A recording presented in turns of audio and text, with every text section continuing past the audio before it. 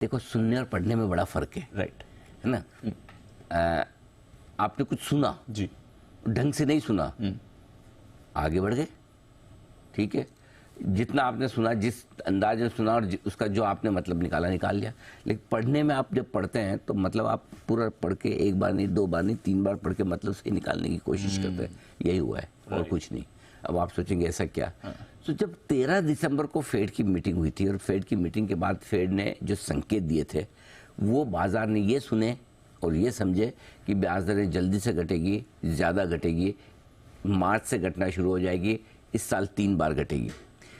आपको याद होगा दीप, 14 दिसंबर को जब हमने सुबह शो किया था, तब मैंने कहा था कि फेड की बातों में कहीं ये नजर नहीं आ रहा है कि उन्होंने कहीं एक बार भी आपको ये संकेत दिया हो कि 3 बार ब्याज दरें घटेगी, कहीं एक बार भी ये संकेत दिया हो कि मार्च से घटेगी। ये बाजार ने अपने मन से सोचा है, मान लिया। अब कल जब फेड की मीटिंग आए तो कल फेड की मीटिंग में यही सब कुछ लिख के आया है जो हम बोल रहे हैं। ऐसा नहीं कि फेड के मिनट्स में कुछ ऐसा खराब लिखा हो, लेकिन वो सब नहीं लिखा जो बाजार सोच के बैठा है। उन्होंने वो लिखा जो उन्होंने सोचा था और उन्होंने कहा था। उन्होंने यही कहा है कि भाई जब तक ब्याज दरें, जब तक महंगाई नीचे में नहीं आती, ब्याज दरों पर हम कोई ढिलाई देंगे नहीं जी। उस दिन भी यही बात थी। जब तक आपको कॉन्फिडेंस नहीं आता, तब तक ब्याज दरें लंबे समय के लिए ऊपर बनी रह सकती है। ये फेड की मीटिंग में साफ लिखा है। तो फेड की मीटिंग पढ़ के आप कहीं भी ये नहीं कह सकते कि इस साल 3 बार ब्याज दरें घटेगी, है ना? कहीं भी ये नहीं कह सकते कि इस साल मार्च से घटना शुरू हो जाएगी।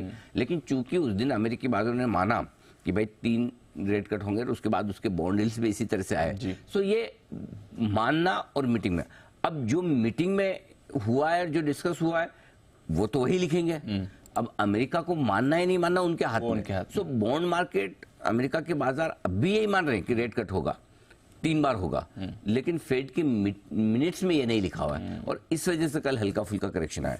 बाय द वे, 2 चीजें इसमें, एक, करेक्शन आना ठीक था क्या? बिल्कुल ठीक था, क्योंकि जो बाजार सोच रहा था वो लिख के नहीं है। लेकिन करेक्शन क्या उतना है जिससे ये समझे आप कि अमेरिका में तो कमजोरी ज्यादा होनी चाहिए थी। अगर ब्याज दरें घटी नहीं रही, हायर फॉर लॉन्गर है और कब घटेंगी पता नहीं, तो बिल्कुल कम है।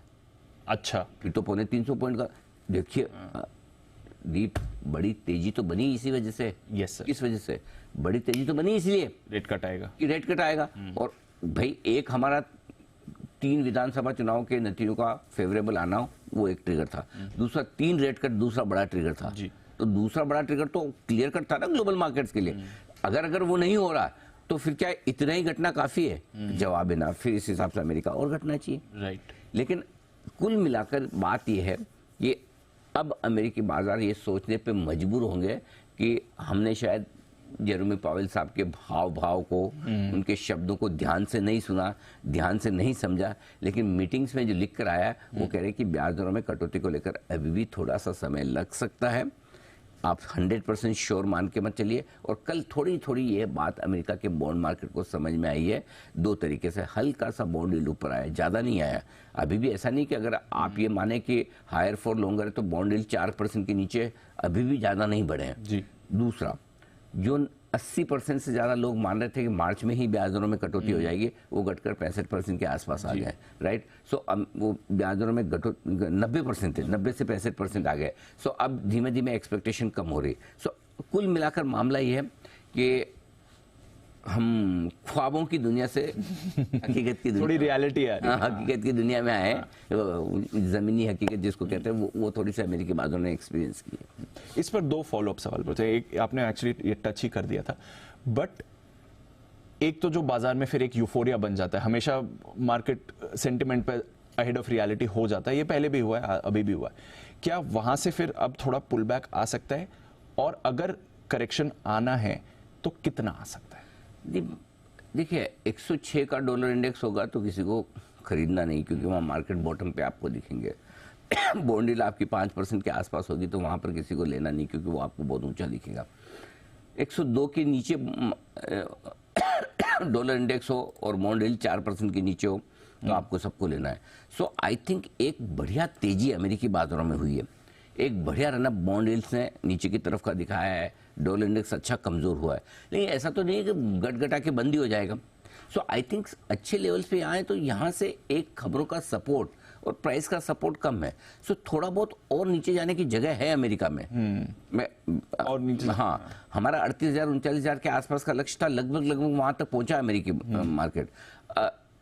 अगर 2 से 3% की अमेरिका में कमजोरी हो जाए तो मुझे आश्चर्य नहीं होगा। Right. 2% तक की तो जगह कम से कम थोड़ी सी दिखती है, 1.5-2% तो इतना आराम से घट सकता है, और उतना घटना भी चाहिए ताकि आप आगे चलने के लिए फिर से बेस बनाएं। Right. ऐसा नहीं कि उनका 1 फरवरी को बजट है उससे पहले वो नर्वस रहे, उनको उससे फर्क नहीं पड़ता। लेकिन एक जो आपके लिए एक कॉन्ट्रा ट्रेड होता है कि जब आपका डॉलर इंडेक्स एकदम हाई है, बॉन्ड यील्ड एकदम बढ़े हुए हैं, मार्केट एकदम घटे हुए हैं, वो आपका लेने का टाइम है। Right. और जब आपके ये तीनों ही रिवर्स हो रहे हैं कि बॉन्ड यील्ड भी लोएस्ट लेवल पे चल रहे हैं, डॉलर इंडेक्स भी नीचे आ गया है, मार्केट भी एकदम हाईस पर चल रहे हैं, तो वहाँ थोड़ा रुकना चाहिए। ये एक नॉर्मल रेगुलर रनिंग करेक्शन है जो अमेरिकी बाजारों में भी दिख रहा है, जो 1 से 3% यहाँ से और अमेरिकी बाजारों को घटाना चाहिए। अब 1% घटाएगा, 3% घटाएगा, ये कहना मुश्किल है, लेकिन थोड़ा सा अमेरिकी बाजारों में मुझे लगता है हल्की प्रॉफिट बुकिंग का माहौल बनेगा। और इसका ट्रिगर चाहे फेड की मीटिंग के मिनट से आए, चाहे किसी और वजह से, कुछ और डेटा भी आज आने वाले हैं।